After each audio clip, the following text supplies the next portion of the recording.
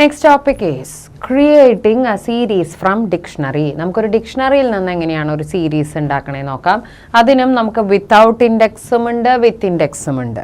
Without ഇൻഡെക്സിൽ import pandas SPD1, import numbers NP1, രണ്ട് object, അത് കഴിഞ്ഞാൽ data A0, B1, C2. S is equal PD1.series data കൊടുത്തു, print S എന്ന് കൊടുത്തു. അപ്പം നമുക്ക് എന്താ വരിക?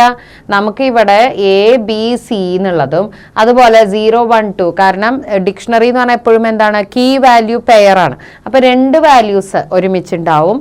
നമുക്ക് ഇങ്ങനെയാണ് ഇതിൻ്റെ ഔട്ട്പുട്ട് കിട്ടുന്നത്. ഇനി നമുക്ക് അടുത്തതായിട്ട് ഇൻഡെക്സ് ഉള്ളത് എങ്ങനെയാ നോക്കാം.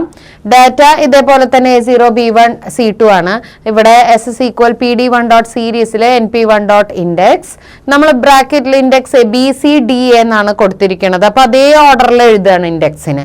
നെക്സ്റ്റ് നമ്മൾ പ്രിന്റ് S എന്നാണ് പറയുന്നത്. അപ്പോൾ ഈ BCDA എന്ന് എഴുതിയ ശേഷം നമുക്ക് ഇവിടെ തന്നിട്ടുള്ള വാല്യൂസ് നമ്മളിപ്പോൾ നേരത്തെ ഇവിടെ കാണിച്ചിരുന്നു, അതേപോലെ തന്നെ ആ വാല്യൂസ് എടുത്തെഴുതുക. അപ്പോൾ ബിയുടെ നേരെ വരുന്ന വാല്യൂ എന്താ, 1.0 ആണ്.